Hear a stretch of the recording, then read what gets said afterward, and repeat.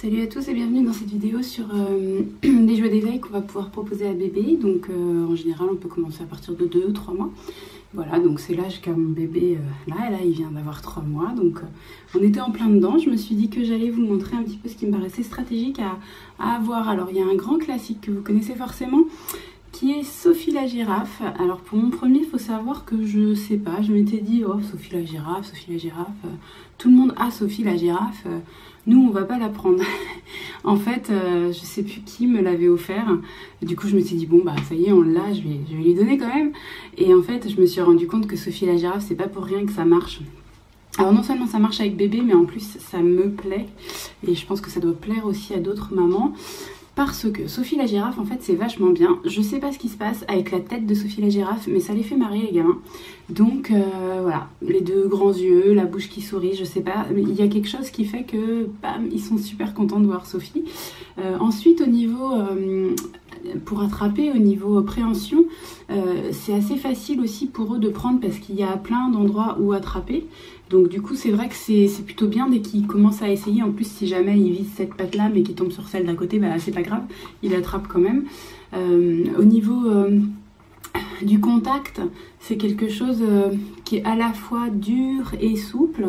Donc c'est vrai que c'est pas mal aussi, ça leur fait... Parce que les jouets qui sont trop durs... parfois c'est compliqué au début parce qu'ils vont les attraper, mais après quand ils vont commencer à en faire n'importe quoi parce qu'ils contrôlent pas bien leurs mouvements, bah, s'ils se le mettent dans la tête, c'est pas très agréable pour eux. Alors que là Sophie, ils ont quand même un contact, voilà, ils sentent quelque chose de un peu dur sous leurs doigts, mais s'ils se le mettent dans la tête, c'est pas grave vu que ça se plie. Ensuite Sophie elle fait un petit bruit là comme on a pu entendre, et c'est pareil, c'est un petit bruit qui attire leur attention. Et enfin, Sophie, elle peut aussi aller dans la bouche, aider, vu qu'elle justement il y a ce petit contact à la fois dur et mou. Elle peut aider pour les enfants qui commencent à avoir les dents qui travaillent. Des fois ça démarre assez tôt, ou alors répondre tout simplement à leurs besoins de succion. Et puis tout simplement ce qui plaît aux mamans, enfin en tout cas à moi, ce qui est pratique avec Sophie, c'est que niveau nettoyage c'est très simple. Voilà, on la passe un petit peu sous l'eau. Alors attention, si vous la passez complètement sous l'eau, elle fera plus son poète-poète le temps qu'elle sèche, parce que il y a quand même un petit trou d'air là, et s'il y a de l'eau qui rentre dedans, ça va plus marcher aussi bien. Mais ça finira par sécher et remarcher. Mais peut-être si vous la lavez, prenez plutôt une éponge plutôt que la mettre en entier sous l'eau.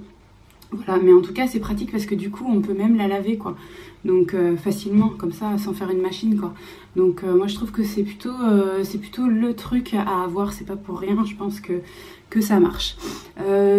Deuxième chose, alors il y a une marque que j'aime bien, je voulais vous en parler, c'est la marque Lamaz.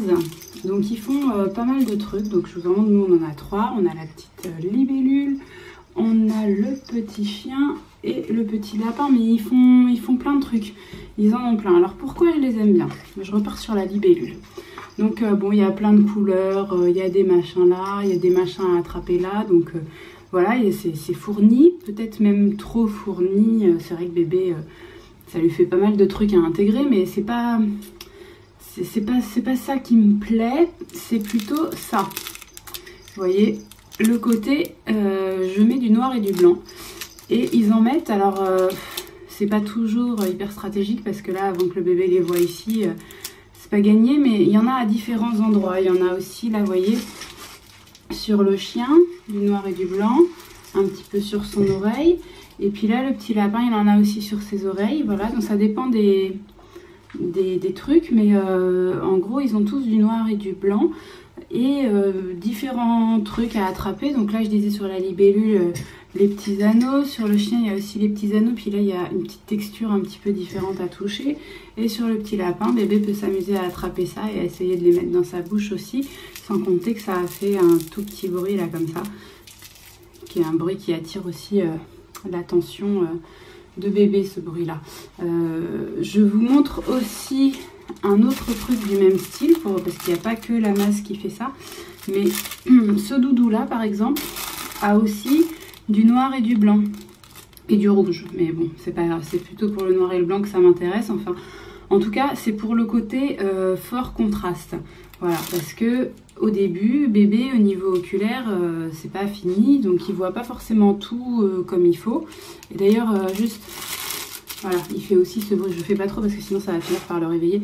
Mais ils font, voilà, tous les trucs qui font ce bruit-là, c'est un bruit qui attire vraiment l'attention de bébé, donc c'est plutôt bien à avoir en stimulation auditive. Voilà. Et comme j'étais sur la stimulation plutôt visuelle, sur ce qui va attirer l'œil de bébé, le noir et blanc c'est quand même vachement bien au tout début, quoi. En fait, on a tendance à vouloir leur donner des couleurs parce que déjà c'est plus joyeux.